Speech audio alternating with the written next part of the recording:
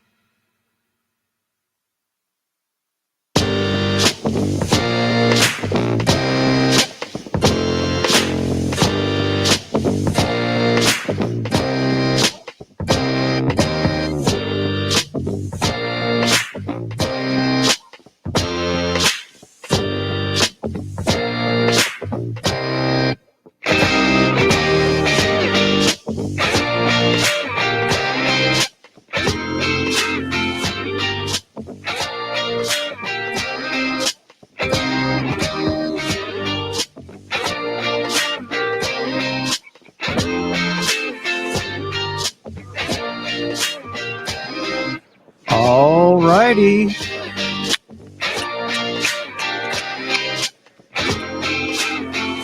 All right, everybody, we're going to get going for the 3 p.m. session with Tom Chapman. So this event is actually, this one's part of the Martin Pringle pre-revenue track. I've said it a couple times, but Martin Pringle was with us at the very beginning. They sponsored our kickoff event. They are actually our second largest sponsor of Wichita Startup Week in our first year, which is just really, really cool. So tell you more about what Martin Pringle is all about. Let's welcome up Zach Wiggins. Yeah. Hey, everyone. Zach Wiggins. I'm an attorney, a partner with Martin Pringle. We've got about 40-some lawyers in Wichita, El Dorado, KC-Mo, and Overland Park. We pretty much do across-the-board representation. I mostly do transactional work, working with a lot of startup companies on formation of the company, IP protection, and pretty much anything from formation to exit events. So happy to be a sponsor of it, and today happy to introduce our speaker, Tom Chapman. Tom is a well-traveled entrepreneurial ecosystem builder who has built multiple high-growth startup businesses, primarily software ventures. His current venture, Peak, is not in that genre, however. Peak will revolutionize the experience of cleaning one's eyeballs. So, eyelids. Your eyeballs are fine. Your lids are what we're cleaning. So help me welcome Tom.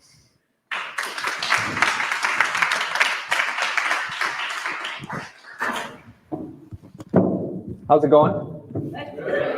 I know some of you. So I have indeed raised money multiple times. So I'm going to see if I can figure out how to run this before we go too far. There we go. I have raised money for software primarily, but I've also worked in the energy industry, and then our most recent tool is actually a cosmetic tool. I've worked as an advisor helping companies across the spectrum, mostly hardware and software, but collectively the companies that I've worked with have raised probably in the neighborhood of $100 million. So within that, I don't want to say we've seen a lot of things, but we've seen some things. So I'm going to talk a little bit about what it is when you're out raising money and some of the, I'm going to say, emotional components to that, as well as some of the tactical components. So the first thing that I would tell people that say, okay, I'm interested in raising money, I would say, are you sure you want to do that? Raising money is really hard because the first thing is you're usually selling a part of your company, although you can be in convertible notes. Sometimes people do some sort of structured debt. That means you're bringing people sort of into your dining room and you're having conversations that can be fairly intimate about sort of your life. So as an example, my father died this summer, 1 week after I closed a round of capital. My investors were very kind to me, but they were kind of like, hey, when are you going to get this going? That can be awkward. I've worked with people that are going through divorces as they're raising capital. Raising capital is one of the reasons that's happening. So I'm sort of telling you this because I think one of the things that people assume is raising money should be a goal. Raising money is not a goal. It's part of a process. So one of the things that I've discovered over the time of raising money is when I close a deal, I'm not actually super excited anymore. It's just sort of like part of the process. So within that, I would say the first time I did it, I was like, wow, this is amazing. The first time we closed $1 million round, I was like, wow, this is amazing. The numbers actually spin around in the bank account. Those are things that like are really powerful to experience as part of the process of growing a company. And I'm not trying to be a downer. What I'm trying to say is like, this is a process. This is not a goal. This is not an outcome. It's part of what you're trying to do. So think of it as part of the process. So within that, I kind of use this when I talk about this. So the other side of this I should tell you is I've built multiple businesses to millions of dollars in revenue. I've also deployed about $15 to $20 million worth of capital into businesses. So I might just be jaded. So you guys are all really serious today. So within that, like there's a bunch of pieces to this. But generally if you're raising money, and Dan kind of said this, generally if you're raising money, it's because you're creating some sort of scale with that money. So I take money today, give you a little bit of the company, because at some future date, I'm going to make way more money for you. I'm going to make way more money for us. So software is a good example of this, because I take $1 million in and use it to build the software, to improve the software, to sell, and then at some later date, I'm not just producing $1 million of revenue, I'm producing $100 million. But the cost on the front end outweighs what we can do because software takes a period of time to build. So the product we're building right now cleans eyelids. So let me talk to you a little bit. So I'm not passionate about eyelids, okay? What I am passionate about is that people are really anxious. Are you anxious? Do you feel more anxiety today than you did? So when we started doing interviews about this product, what we discovered, primarily our target are women, 35 to 50-year-old women that wear makeup more than 5 days a week. Okay, that's who we're kind of thinking about. So we went out and we interviewed 300 different women that fit this focus group, different kind of audiences, 5 at a time, 1 at a time, etc. And we heard over and over, brush my teeth, wash my face, put on my pajamas, go to bed, 5 minutes before bed. We said, well, how are you feeling at that time? And they're like, it's kind of the routine I do. I guess I don't have a thought. If anything, I'm kind of rushing into it because I've just put my kids down or I've come home from going out and I just want to get into bed. But in that, we started sort of pushing back and saying like, yeah, but what are you thinking about? It's like, I'm already kind of unwinding my day. And we thought, well, what if we could facilitate faster unwinding? So I am passionate about the idea of getting better sleep. I am passionate about the idea of relieving anxiety. So when we go out to Pitch Peak, I talk about those things, not like your eyelids are gross, even though that's our first slide. It says eyelids are gross. By the way, eyelids are gross. Nobody cleans them. So, and I will just tell you the crap that lives on your eyes are super gross. And like I could show you pictures, you're gonna be like, I want your product right now. So like pictures really work. But we're really in that stage that says friends, family, and founders. So my wife and I and then the other co-founders put in about $150,000. And we've entered that stage of angel investment, sort of venture investment. So we raised $535,000 this summer. That includes 2, I wouldn't really call them venture funds. I would call them more like organized angels, but they're kind of in the genre. One of the deals we did was really pretty clearly in the early stage venture capital, and then I've done sort of the venture capital as well. So when I think about sort of what I've done, I typically say, like, as you look at that, I've provided advice up to about $100 million.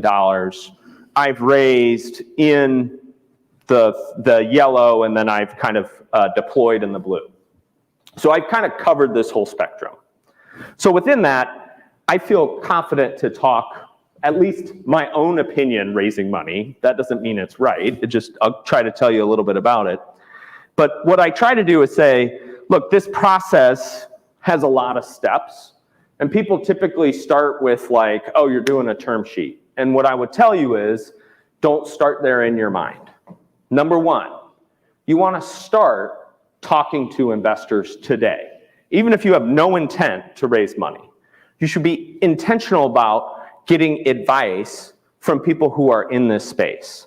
So the best way to get money is to ask for advice, and the best way to get advice is to ask for money.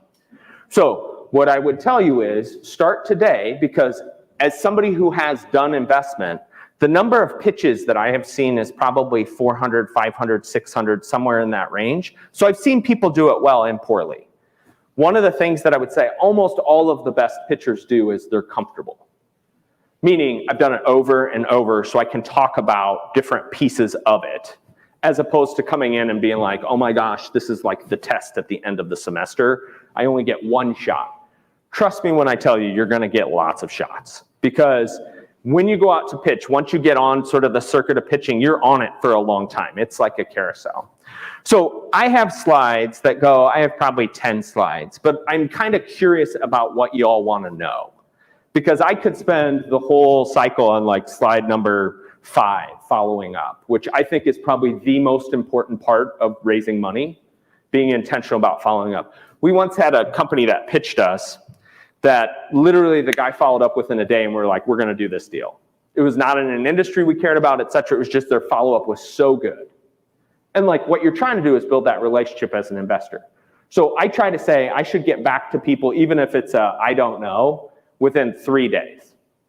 And a lot of times they're going to ask you questions where you're like, I don't know now. I'm going to go talk to my team. We're going to have a conversation about it, but it might take a couple days because we just don't know. So are there things on the board that you're excited to talk about? 5 through 7. 5 through 7. So follow up, formal due diligence, receive a term sheet. Okay, so let's imagine, I'm gonna start at 4 because it's hard to just be in follow-up mode without the part, but you gotta have something happen. So you walk out of deal, it's gone pretty well. So I've done pitches where I thought it went well and there was no response at all. Like no email, you send a thank you card, nothing.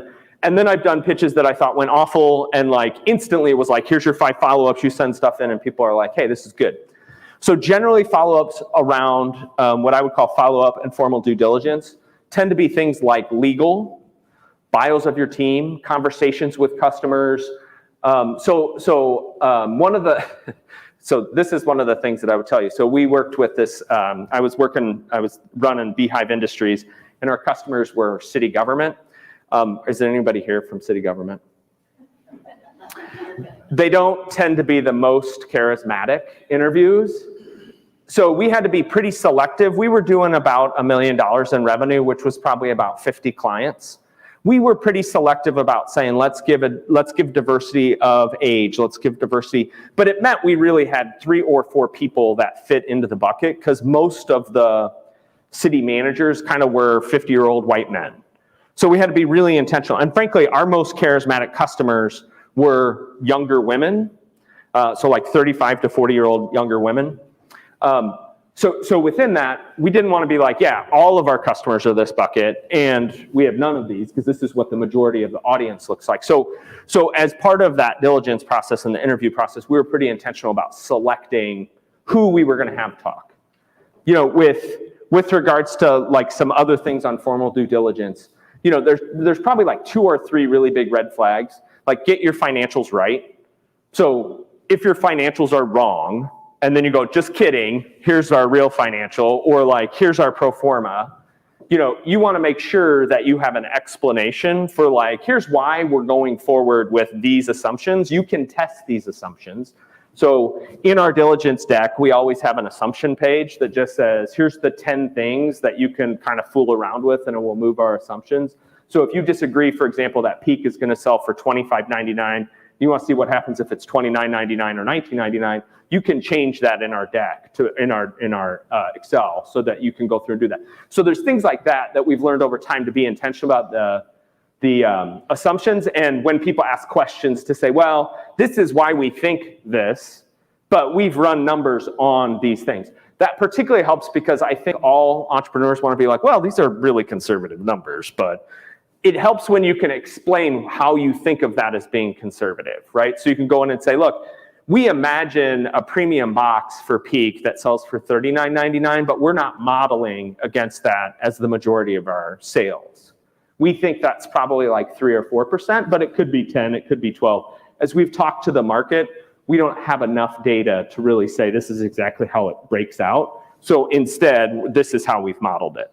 Those sorts of answers usually buy you some goodwill with investors because they're kind of like, all right, I get a fool with this, and they explain their rationale. That rationale, I think, is probably one of the ways you can tell somebody who's comfortable, who's just saying like, look, this isn't, and Dan talked about putting hair on a deal, or talked about some of the things that he's seen kind of go wrong. His presentation was really excellent, by the way, so good job, Dan. But in particular, some of the things that we have seen happen when we've done a bad pitch tend to be around the idea of overstating where we are in the process. So do you have regulatory approval? Well, we have this type of regulatory approval, but not this type of regulatory approval. And the investor that we're talking to doesn't know there's multiple steps to regulatory approval because they haven't necessarily gone into depth into our industry, if that makes sense. So when you're talking about a term sheet, and 6 and 7 can go either way. Sometimes they'll ask for things before they give you a term sheet, and sometimes they'll ask for things after a term sheet. Once you, like in the term sheet process, and I'm going to kind of just jump ahead because I actually have a slide that goes through some of this. So in a term sheet, I went through, and I think this was the Y Combinator term sheet, and I pulled out all the sections based on the agreement you're going to sign. So ultimately, when you sign a deal, you're actually signing sort of a stock purchase agreement that includes offering rules, charter, stock purchase, an investor rights agreement, ROFR, co-sale, a voting agreement, and then those other terms typically get embedded in the stock purchase agreement, but can live kind of anywhere. So in terms of those sorts of things, like some of the things that I think what I got excited about the first time versus what I kind of worry about now are probably two different things. So like the pre-money valuation, as an example, is something that like people fight like cats and dogs, and then they don't talk about liquidation preference, and you're just like, that's a problem. So there was somebody who was like, yeah, we got a $4 million pre, and then you look at the liquidation preference and it's like a 4-to-1, and you're like, oh my gosh, what are you doing? So there's some of these components that I would say I spend a lot more time thinking about now. So in general, and by the way, if you're raising money, I would recommend that you read Jason Mendelson's book, Venture Deals, just because it will do a good job of kind of going in there. So Brad Feld and Jason Mendelson are like version 4. Some of the things I worry about are more on the governance side than the economic side at the stage that we're at for Peak. Because on the Peak side, like right now, we're going to give a little bit on economic terms. And the reason is because we're not worth very much. And so we can fight like a cat and dog right now. But if we don't succeed at building the business, like we're not going to be worth anything. So giving them like a better valuation today is fine. So we have to succeed on building the business. Where we've run into trouble over time is when we've had boards that were particularly onerous about stealing time. And when you only have 10 people on your team, and one of your people is just managing a board member the whole time, you are really losing the ability to go out and do that because it's typically the CEO. So I spend most of my time hiring people and raising money. I need to spend more time selling because that's what I'm good at. I think a lot of times people don't understand the burden that ends up on the CEO, that you're going to spend a lot of time with your investors just talking to them, just saying, hey, how's it going? I just wanted to check in. I wanted to do these sorts of things that are good things. But if you have the wrong investors, that time goes from, let's call it 10 hours a month to 25 hours a month. And those 15 hours come almost directly off top line revenue, because that's where you're going to be spending those other 15 hours. So those are some of the things. I mean, that's why at the stage we're at, I tend to think about governance and issues about who's on your board, those sorts of things. So I'll talk a little bit about some of these terms. So pre-money valuation, do you all know what, I'm trying to get an idea of like the audience. Everybody like, yeah, that's easy? Or are you like, I have no idea what that is?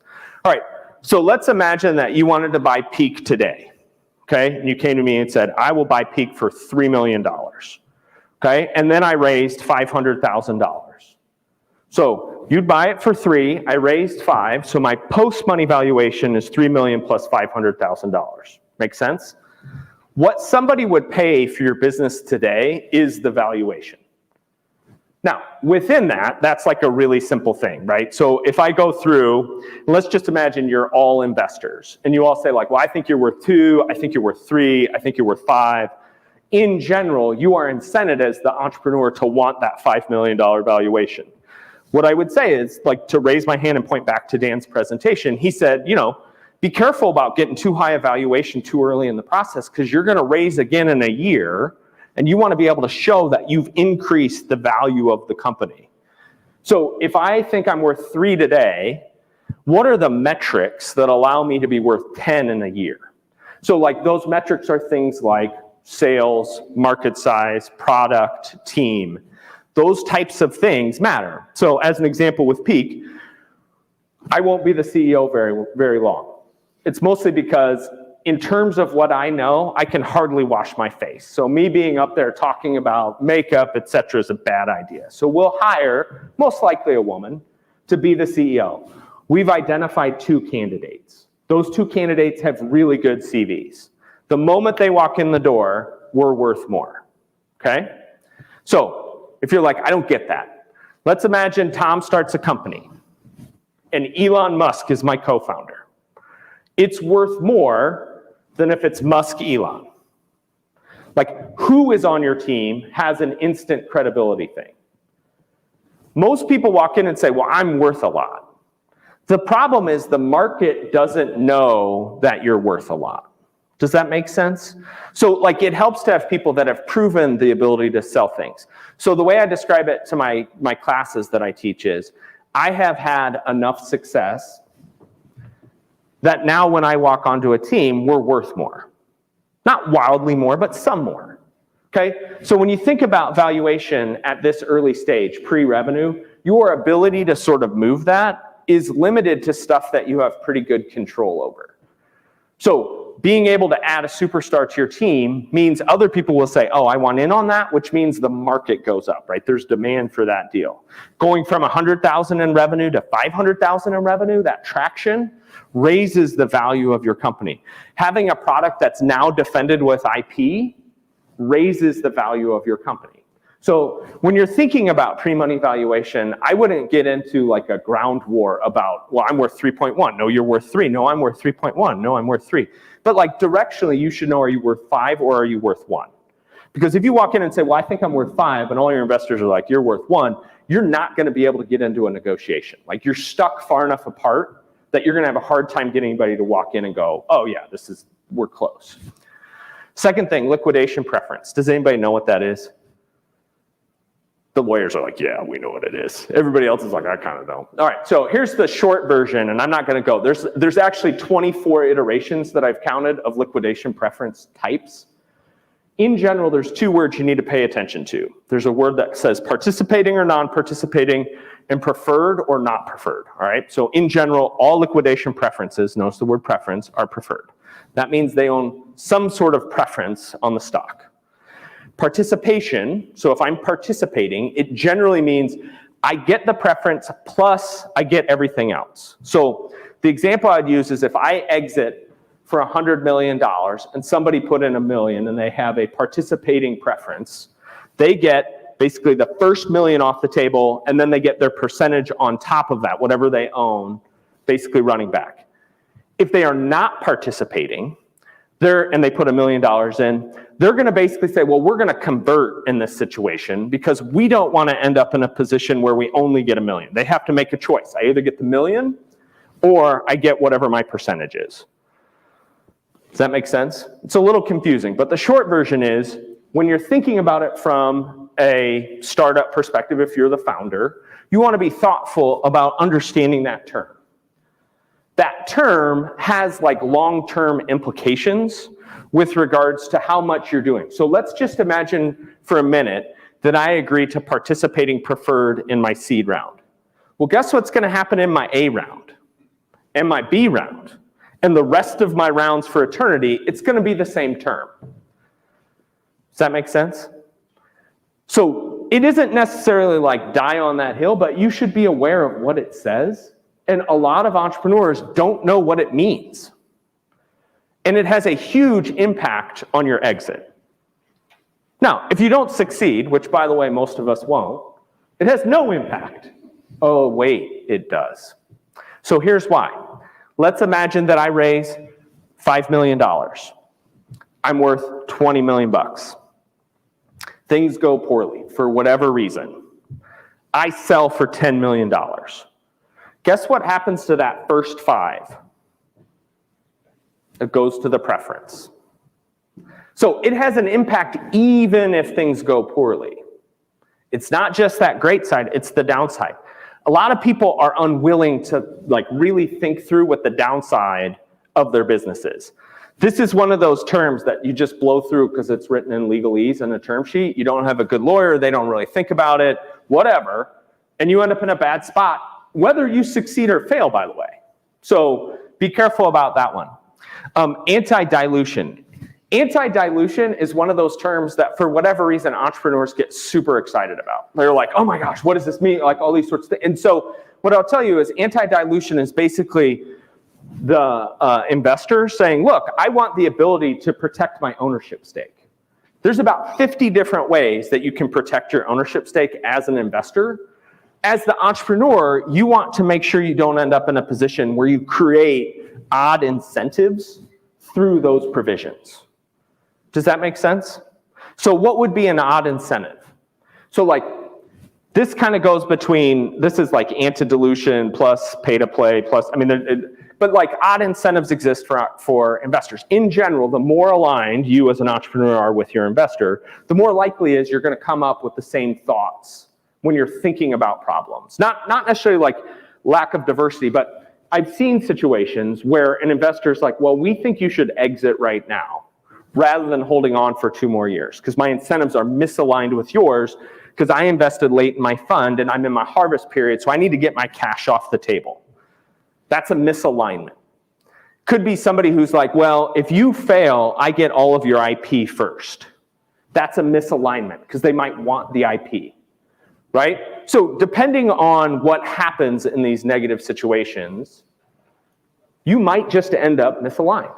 It's part of the reason that really understanding what the goals of the person that's investing in you, whether it's a fund or an angel, etc., it's really important to understand what they want and to make sure, in general, when you start, you're aligned. A year out, you're aligned. If you're doing well, but you're falling out of alignment with your investors, it's important to either get them back on the boat or to figure out a way to get them off the shit, like out of the ocean, right? Get them off. Because you can end up in a position where you just don't have control, either at the board level or because of an anti-dilution provision or because of a, something that you have that prevents it. So an example of an anti-dilution provision. So in general, if I'm an investor, I want some control over more money you're bringing in, right? I don't want to get diluted.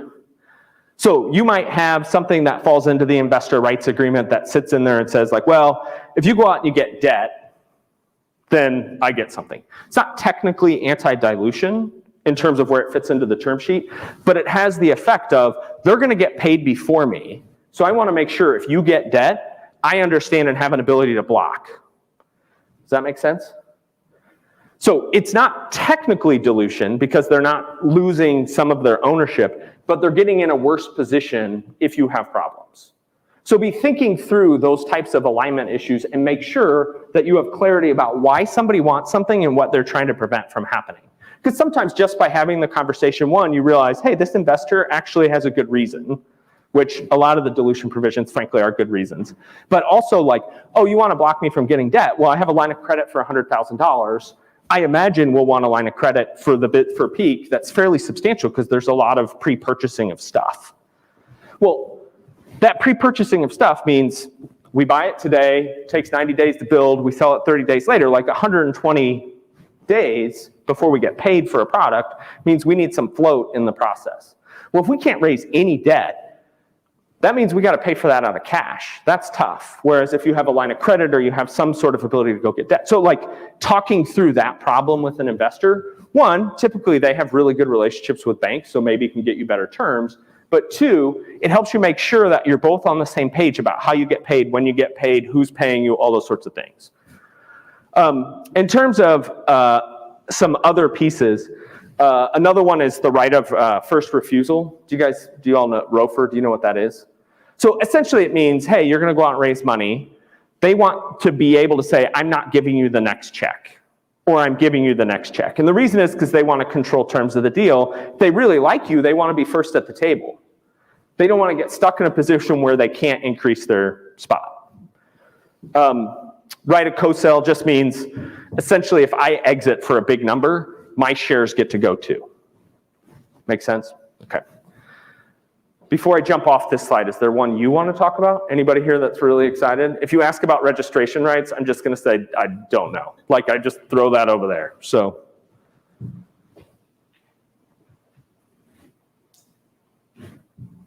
Tom, what should a founder do when the term sheet shows up in your box? What's the first thing they do? What's their next 72 hours look like?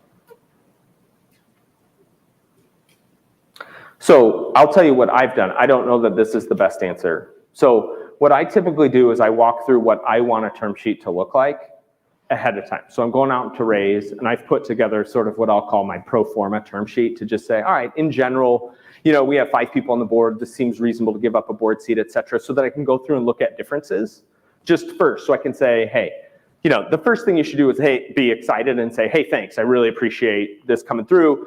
Give me a day because I got to talk to my lawyer. I got to talk to my accountant. Like, I got to talk to my team. I want to make sure that the other investors, you know, or founders have an opportunity to look through this. My experience on teams has been this is sort of like an arrogant thing to say. I generally know what the term sheet says better than my co-founders, so I have to go and explain it to them. So that's sort of like a jerk thing to say. I don't mean it that way. Just like, you don't do this every day, and I've done it enough that I've gone through it. So typically there's conversations about things like liquidation preference and why this is good or bad. Occasionally you'll get like a random term that's thrown in. So one of the ones that I've seen recently is like a double option on the next 2 rounds to add capital, where that it's not a good term. Like, there's reasons that it's not a good term, but you don't necessarily know what the other side is thinking about, and you don't want to just be like, what the hell are you doing? Like, it's typically like, let's be a little bit more thoughtful about what this looks like. So in that situation, what I've typically done is I've not signed and either called them or said, hey, can we get on the phone with your counsel? I just want to understand what you're trying to do here a little bit better. Is there a way we can do this? Because this is what I think might happen on the next round, et cetera. So in some of those instances, that leads to like sort of stalemate or a problem. In other instances, it's like, oh, I was actually only thinking about A, I didn't really think about B, C, D, E. And so you can kind of resolve those issues. And that can go both ways. Like, I've definitely done stuff and been like, well, that was dumb. Sorry about that. So that would be one. Second thing I would do is treat it like what it is. It's sort of a proposal, meaning you're going to get to push back a little bit if it's not exactly what you want. And within that pushback, I typically say, you know, when I'm negotiating for somebody to come on board, I typically say, we can negotiate on salary, we can negotiate on bonus, or we can negotiate on benefits. But if you try to fight me on all 3, I'm just going to walk away. I think of term sheets kind of the same way. You can't fight on every term. You can only fight on some of the terms. If you have to fight on every term, it's a bad term sheet and you shouldn't sign it. You should just say, hey, I'm going to keep looking. Most people don't have that luxury, but what I'm telling you is take your time. Don't just assume the first term sheet is the only term sheet that you're ever going to see. If somebody liked it enough, you're likely to find somebody else that will like it enough. The last thing I would say is be responsive. So say thank you, give them a timeline. Even if you're not ready, respond that says, hey, I know I told you 72 hours, we're at hour 71, here's the 4 things I'm gonna do. I still haven't talked to my co-founder, I'm sorry, he's in Cabo, and I didn't realize it was there, it's gonna take me a little bit of time, give me until next week. Or, hey, here's the thing that's slowing me down and I just need a little bit more information. Or you asked typically when you get a term sheet, there's a list of follow-up questions along with it. It's not just like term sheet, thanks. There's usually like I can't answer questions 3 and 5. So give me a second and I'll track that down. Is that fair?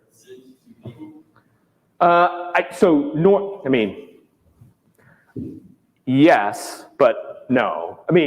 So if you have a lawyer you like, and you feel confident that they're not going to get in a fight with the other side's lawyers, then yes. If you think it will kick off instant billing, what I would do instead is probably call them and say, here's 4 terms I'm interested in. Can you talk to me about these things? Does that make sense? So I had an experience where I was not the CEO on this, that we handed it to an attorney and said, help us. And we got an $8,000 bill to negotiate a term sheet, and we were like, oh my gosh. We did not realize the firestorm that we had created, all the calls that went between the 2 counsels, and we didn't actually have an issue with the term sheet. So I'm not sure that it's like just throw it to them. I think it's probably like this is one of the pieces of advice in general I would have. You should like your professional service people, so your accountants and lawyers, you should trust them implicitly, and you should talk to them before you go out to raise money to say, here's what we're thinking about when we get to the stock purchase agreement. We think it's gonna cost that, is that right? Oh, okay, it's twice as much, great. No. Now, and like the point of that is my experience has been, I've seen $45,000 bills and I've seen $15,000 bills. The $15,000 always were because somebody talked ahead of time and said, here's what we want you to do. Here's some of the stuff we're concerned about. These are some things that don't fight them. It was always because you had upfront good conversations, not because they were better or worse lawyers based on price tag. I can keep going, or I can wait. Are there questions? You guys are all nodding now, so I think just talking smack about lawyers is the answer. So I pulled up this thing to just say, I was like, well, how do you even talk about due diligence? Nobody, most people I know think due diligence is you throw stuff into a hat and it's like a magic process. So I put this together to say, in general, when I think about due diligence, these are kind of the buckets of stuff that people ask me about. You can tell I pulled this right off of a deal that I was doing. This is not from Peak, so I don't feel like you're getting any secret insights. But you can see green, generally we're in good shape. Orange is typically we intentionally don't have an answer to this question. You can keep asking, we can't answer it because we don't have enough information. And then yellow is our answer currently is poor, but this is what we're doing to mitigate it. If you have a lot of reds on the board, you'll notice I had one with no reds, so I felt like that was a win. If you have a lot of reds on the board, that's okay, but you should disclose why they're red. There's nothing worse than finding something out after you've already sort of exposed yourself and being like, wait, we have a lawsuit? Why did nobody tell me about this? And that's an instant way to get rejected from a deal, right? So within this, I wouldn't say this is perfect, right? But I was looking through and I was like, how do we think about this? So one of the things that I think as you have a more mature business, you start to be more intentional about building out your due diligence checklist, putting together a data room. On a seed round or an angel round, we don't have a data room. We just send them here's our pro forma. It's a hot mess. In particular, 4 years from now, we have no idea. Which we don't, by the way. So anybody who's we're clearly going to crush it in month 47 over month 48 is either super duper smart or just lying to themselves, probably number 2. So within this, there's also some stuff where you're just yeah, get it right. If they say, can we have your taxes? By the way, everybody's going to ask for your taxes. No, they're going to ask, and just be here you go. Does that make sense? Because it's coming. You cannot get around it. You can't be I don't know what you're talking, taxes? What are taxes? So there's things of that nature that are coming. You just have to be ready. Does that answer your question? On 7, due diligence, is this helpful? Okay.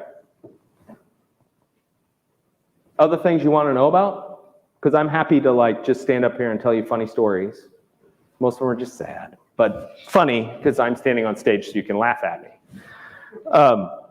So this is one of the things that I tend to say frequently, which is like the more deals I've done, the less happy I am I do them, if that makes sense. Like the first one, you're like, yes! People are running around high-fiving. So like I worked for this firm.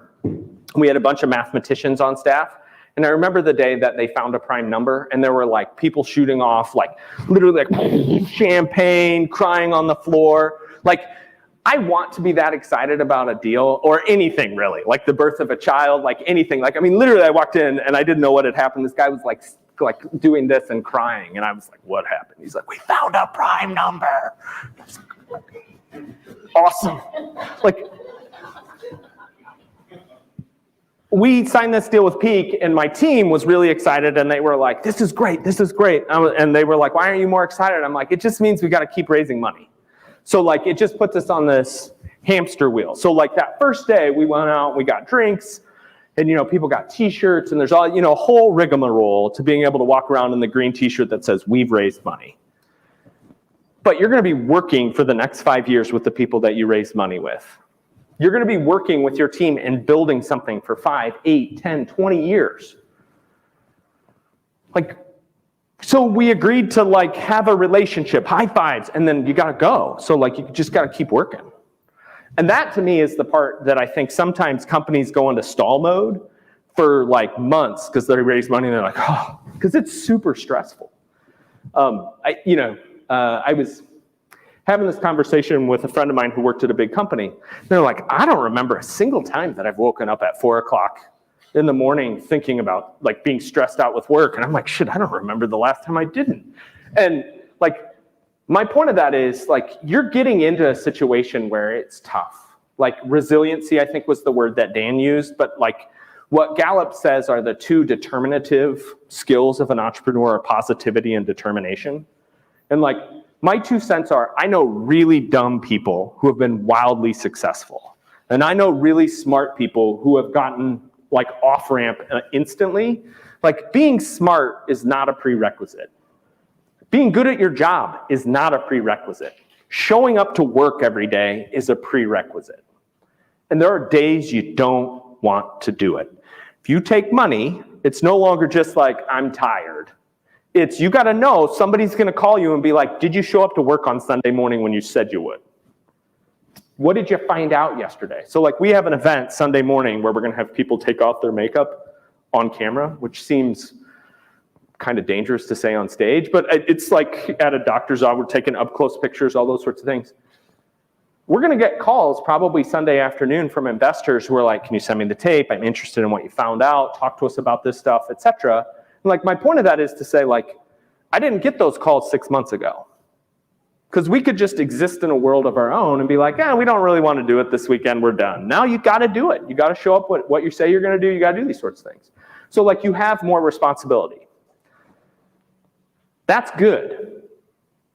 Having responsibility in this process is something that sometimes people ignore. What I found is having that responsibility, at least for me, pushes me harder to do some stuff I don't want to do. Like, I hate going to talk to people when you know you're going to get a no. Guess what? When I go out to do sales, 99 times it's a no. Until you start going like, oh, that one time, what did they say? Oh, it was this. And then it was like, oh, now we're getting 10 out of 100. Now we're getting 22 out of 100. And that's the most I've ever gotten. So my point of that is to say, within that, like it helps to have somebody pushing you a little bit. And I have found investors are really good. My investors that I've had have been really good. I can tell you horror stories about investors that are not. So I'm supposed to ask for questions. I've kind of done that throughout. Go ahead. I think it's kind of my experience, I think. Well, hello there. Now you can hear me. In my experience, I find, and I think it's pretty typical for entrepreneurs to find that investors, when you're raising money, take much longer than expected and tend to drag their feet. And sometimes it's intentional. Sometimes they're wanting you to rot on the vine. Sometimes they're looking for leverage. What would you suggest for founders who are raising money to create a level of urgency or maybe, counteract that behavior? So two things I'd recommend. First thing I do is I think about soft circling money. So I try to go out before I'm going to raise money and just talk to people that I think are likely to be investors and just say, hey, can we sit down for a cup of coffee? Just say, hey, I'm really interested in this. And so you sort of get an idea of like, here's 4 or 5 people that I think are going to participate in a round, right? That might take 100 phone calls, by the way. So like when we raised money for Beehive, I think it was 94 phone calls before we really got any traction. All right, so I don't want to give you the impression that it's like, oh, I just know all these people and they say yes right away. But within that, being able to soft circle, because you have 2 or 3 people you can reference who are in, solves the problem for like, well, we're going to see if you can find somebody who'll give you a term sheet. We're going to wait and see if we can do this, et cetera. Like having a couple people who are already sort of in helps that conversation. The second thing I would say is like, this is an at-bats problem, not a problem of like, I have to wait for the perfect pitch. Meaning, I just keep going until I get a term sheet. I don't stop just because somebody says they're interested. It's sort of like, in Nebraska, they call it the Nebraska maybe. Do you guys have that term down here? Is it the Kansas maybe? The Nebraska maybe is like, oh, this is really great, really great. And they walk out and they're like, what the hell was he talking about? But they don't want to tell you no to their face. Well, I think within that context, like I've just gotten used to people not having any idea what I'm talking about most of the time. So unless they instantly are like, here's all my money, I just keep going to the next person.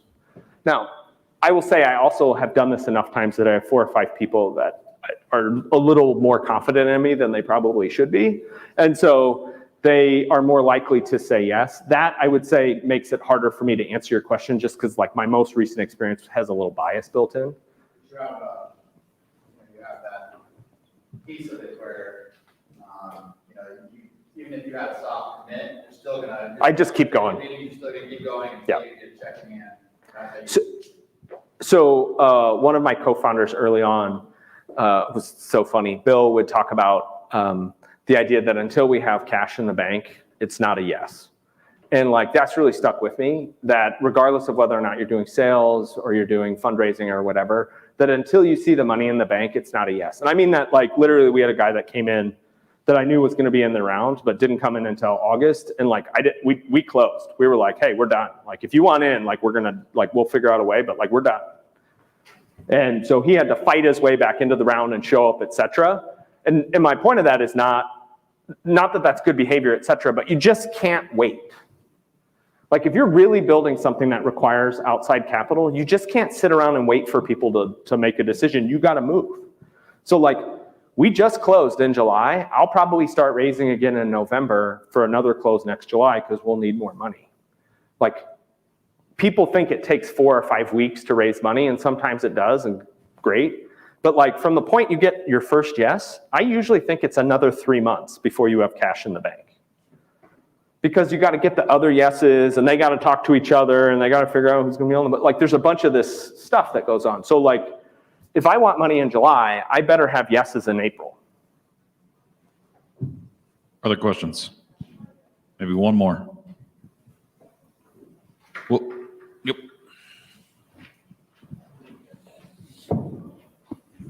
So I'm curious, when you got started and you didn't know anybody and you had no experience, what was your first steps in, I want money for this venture? So like this is probably not a very good answer, but like my first step was I went to places that I knew there would be investors. And I didn't go to pitch them. I went to talk to them to figure out more about the process. So has anybody here been to Invest Midwest? Invest Midwest, I don't think is a super great way to pitch your deal for investors to look at and go like, I'm going to invest in this. But I think it's a super great place. If you want to meet other people trying to raise money, you kind of want to like do best practices and then go and meet people who are in the room. So like, I know that a lot of investors from St. Louis, Kansas City, Chicago go to that. All right, the second thing I would do is do your research on the types of investors you're looking at. So I'm going to give an example. We raised, one of the companies I advised raised money in Nebraska. We raised, I think, a $1.7 million round here maybe 4 years ago. And my first statement to the person that said yes first was, can you do an introduction to your co-investor blank? And the reason was because that group opened up 100 more groups. So like if you know that sort of information, sometimes you can get somebody on your side by going and befriending them. But like your relationship is not a transaction. Like the deal is a transaction, but if you treat the world transactionally, like investors see through that. So an example, one of my investors who's now done 5 deals with me, I met his daughter for the first time last night randomly, and we talked for 15 minutes about just stuff. I've heard stories about her now for 10 years, but I just had never met her. My point of that is, like, if you don't think of these people as having families, you're doing it wrong. If you don't think about these people having other things going on in their life, you're doing it wrong. So, like, I would start by saying, yes, I want money, but what you're really saying is, I am choosing to go into this lifestyle, and that lifestyle requires me to build relationships. And in that, I know people I would never take money from, because I've talked to them and they've said something that's been offensive to me. They did something that was bad for an entrepreneur. They did something that was bad for, their kids, et cetera, that I'm just like, that sets an alarm bell or a red flag for me, that I'm just like, I don't want their money, because I don't know what that would mean in a relationship if this came up. So I particularly think, I'm a 45-year-old upper middle class white dude. Like, I want to make sure I state this very clearly. Like, inside of that, like, I get a lot of requests from people of color, from women, how should I do this? And I say there's certain elements of going out to use my strategy that put you in positions that are a little more uncomfortable than just going out for the first time. So like a lot of the events take place around alcohol late at night. If you're a female founder, that sucks, because you're constantly getting picked up on. So if you're in the room, be an advocate. If you're a person of color and if you're a person of color, you're the only one in the room, it's hard because everybody looks at you. Yes. It's hard because everybody looks at you. And so you are expected to do all sorts of, one of my friends, Othello Meadows, who I played basketball with in high school, I've been friends with for 30 years, talks about being African-American in Omaha, and that when he goes into North Omaha, which is the predominantly African-American, and by the way, I'm just telling you his story. I'm not trying to step in and say anything. He says, everybody there sees me because I'm successful. A successful black man in North Omaha carries a burden. And when I'm in my neighborhood in West Omaha, which is predominantly white, everybody sees me because I'm black and they want to know what I'm doing in the neighborhood. That's true in every one of these conversations. And it doesn't really matter in the sense that it doesn't matter if you're African American or you're Hispanic, you are standing out, and that's both unfair, but it means it's doubly difficult. So having people who are going to make sure you meet 2 or 3 important investors in the room is really important. So I can tell you, this is not like Tom's awesome. I can just say, like, I can walk into a room in Omaha or in like Kansas City, 4 or 5 other places, and I can identify, like, I know who Thad Langford is, as an example. Thad and I have gone to lunch at least 5 times over the last 10 years. If Thad is in the room, and I know there's a good founder, I make a warm introduction so they don't have to sit there and be like, oh, I don't know, is it the right time? Okay, I'm gonna run over, oh no, somebody's with him. You know what I mean? And that's super hard. So I would just say also, in this room, be intentional about saying, hey, we know these are the 3 or 4 investors in the room. If there's people that have cool stuff going on, do the introduction for them, because they're already feeling weird. So, I don't know, that's probably okay to end on, yeah? Let's give a round of applause for Tom. Do you want that? All right, so we are going to be starting our 4 o'clock session, Maria Vincent, talking about product market fit. So quickly, use restrooms, grab a drink, make a phone call, send an email, come right back, because we'll get started here in just a moment. But Tom stands behind his word. He meets with us founders once a month. So if you do want to take him up on what he's talking about, he walks the walk. So thank you so much, Tom, and we'll see you in a bit.